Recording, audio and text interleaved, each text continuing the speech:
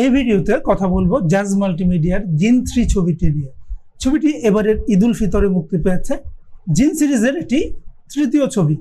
সিরিজের প্রথম ছবিটি থেকে দ্বিতীয় ছবিটি মানে ও ব্যবসায় পিছিয়ে ছিল।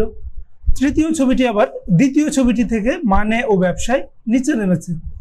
এরপর জিন সিরিজের আর কোনো ছবি তৈরি হবে কিনা আমি জানি না। আমি বলবো এই সিরিজটিকে আর জোর করে বয়ে বেড়ানোর প্রয়োজন নেই। ভূতের ছবি বানানোর সামর্থ্য জাজের নেই। কম তেলে মচমচে ভাজা হয় না। ভূতের ছবির দোহাই দিয়ে কম টাকায় ছবি বানানোর ফর্মুলাটা একদম কাজে লাগছে না।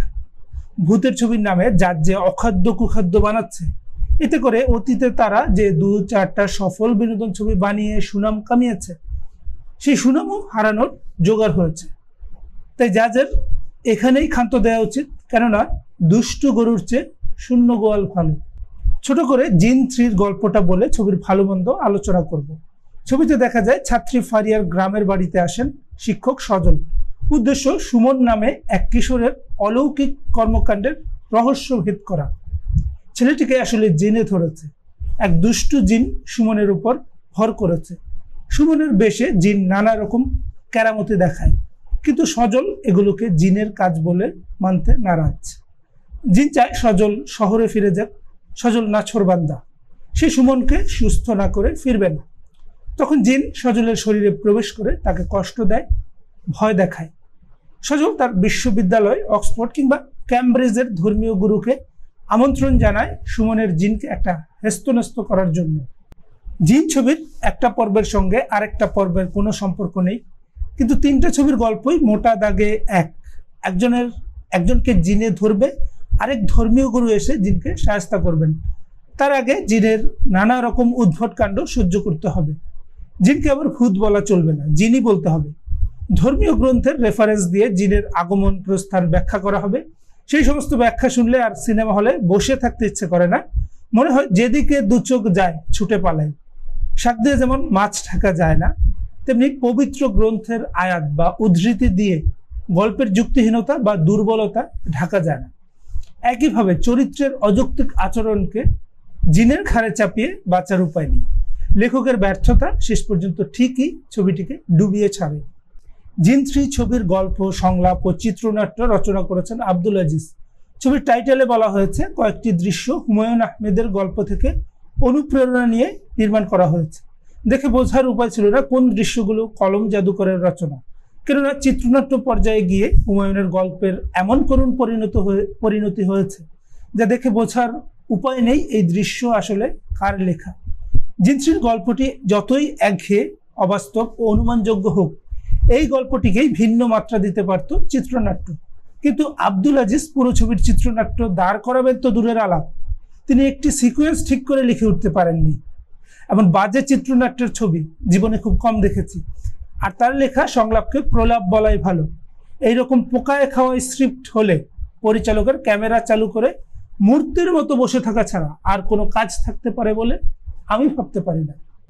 এই ছবির একটা চরিত্রও দাঁড়ায়নি। ঈদের অন্য একটা ছবি জঙ্গলিতে আমরা দেখলাম নায়ক আর শিশু শিল্পীর দারুণ রসায়ন। জিন ছবিতে সুযোগ ছিল বিজয় আর সুমন এই চরিত্র দুটোর মধ্যে মেলবন্ধন ঘটানোর। আর কিছু কাজ না করলেও এই রসায়নটা খুব কাজ করত চিত্রনাট্যে, কিন্তু রচয়িতার অদূরদর্শিতা এবং পরিচালকের মুনশিয়ানার অভাবে মার খেয়েছে চরিত্র দুটো।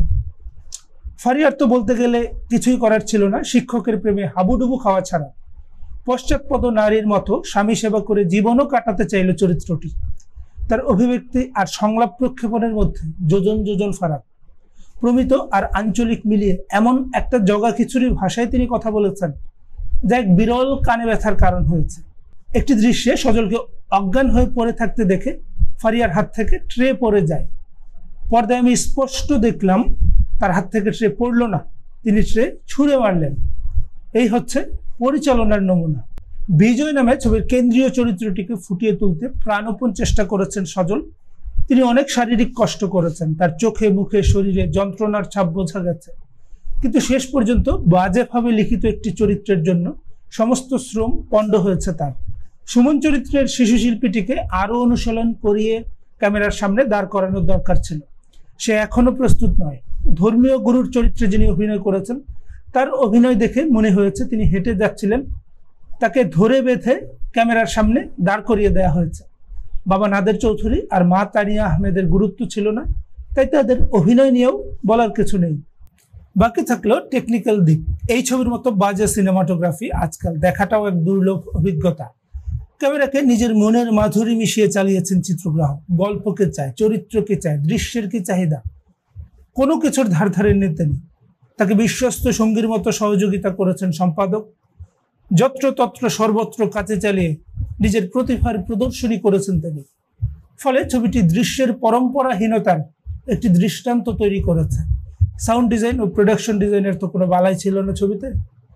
যদিও ভৌতিক ছবিতে এই দুটো বিভাগেরই দাপট থাকে। টুকটাক ভিএফএক্স এর কাজ ছিল, সেগুলো না থাকলেই বরং ভালো ছিল। আর ব্যাকগ্রাউন্ড মিউজিক এত বেশি আর এত চড়া যে মনে হয় কম্পোজারই ছবির আসল পরিচালক।